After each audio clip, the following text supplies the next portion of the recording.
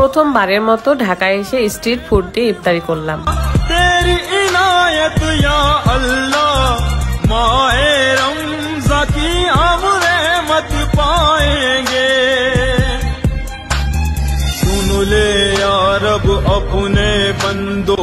আসসালামু আলাইকুম, কেমন আছেন সবাই? আজকে সুন্দর ইয়েলো টোনের একটা ড্রেস পরেছি, খুব কিউট লাগতেছিল।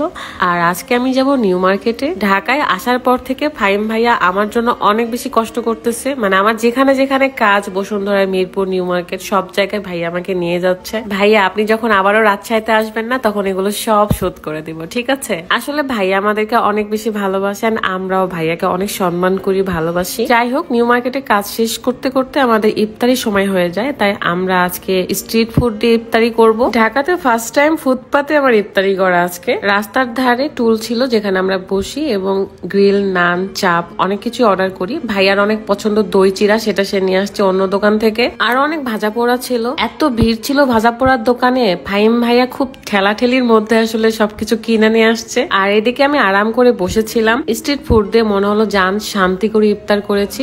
ভিড়ের মধ্যে ঠেলাঠেলি করে ভাইয়া ভাজা পোড়া নিচ্ছিল। এন্ড এটা দেখে আমার অনেক হাসি পাচ্ছিল, বাট কিছু করার নেই, অনেক বেশি ভিড় ছিল আর কি। যাই হোক, ভাজা পোড়া কিনে নিয়ে চলে আসছে ভাইয়া, আর আমি দেখতেছিলাম যে কিনে আসছে। আমি, ভাইয়া, তৃষা ছিলাম। দেন তিনজন মিলে যা যা খেতে পারবো সেগুলো অর্ডার করা হয়েছিল। আর ভাইয়ার পছন্দ দই চিরা, সেটা সে মিক্সড করতেছিল। দেন ইফতারির জন্য ওয়েট করতেছিলাম। আল্লাহর হুকুম পেলে তবেই ইফতারি হবে। আলহামদুলিল্লাহ খুব মজা করে, খুব শান্তি করে ইফতারি করেছি। ঢাকাতে এসে এই ফার্স্ট টাইম আসলে এভাবে ইফতারি করতেছি আমি। ঠান্ডা ঠান্ডা পানি আর ঠান্ডা ঠান্ডা শরবত খেতে কি যে ভাল লাগে। রোজার মধ্যে আমি গরম পানি, মানে নর্মাল পানি খেতেই পারি না, জাস্ট সব ঠান্ডা হইতে হবে, এ কারণে গলার অবস্থাও খারাপ হয়ে যায়। দেন খাওয়া দাওয়া শেষ করে আমরা চা অর্ডার করি। ভাইয়া চা খায় না, জাস্ট আমি আমার জন্য চা অর্ডার করেছিলাম। আর লেবু চাটা অনেক মজা ছিল। দেন কাজ শেষ করে বাসায় চলে আসি। আর এই সময় আমার স্লিমিং টি খেতেই হবে, কারণ রমজান মাসে শুধু একবারই আমি স্লিমিং টি খাই, সেটা হলো ইফতারির 2-3 ঘন্টা পর রাতের বেলা। রোজার সময় এত বেশি আমি ভাজা পোড়া খাই আর এত খাবার খাওয়া পরে যে এই টাইমে আমাদের ওজন বাড়ার সবচেয়ে বেশি সম্ভাবনা থাকে। একমাত্র এই স্লিমিং টি খাওয়ার ফলে আমার অতিরিক্ত যে ফ্যাট বা চর্বি সেটা থাকে না। রমজানের মধ্যে খাওয়ার নিয়ম হলো ইফতারি 2-3 ঘন্টা পর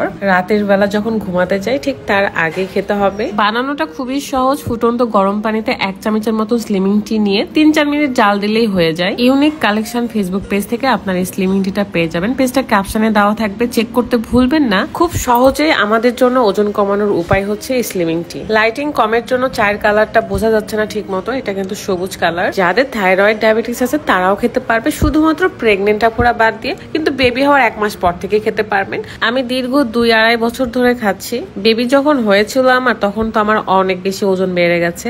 আর এখন আলহামদুলিল্লাহ আমি একদম ঠিকঠাক আছি।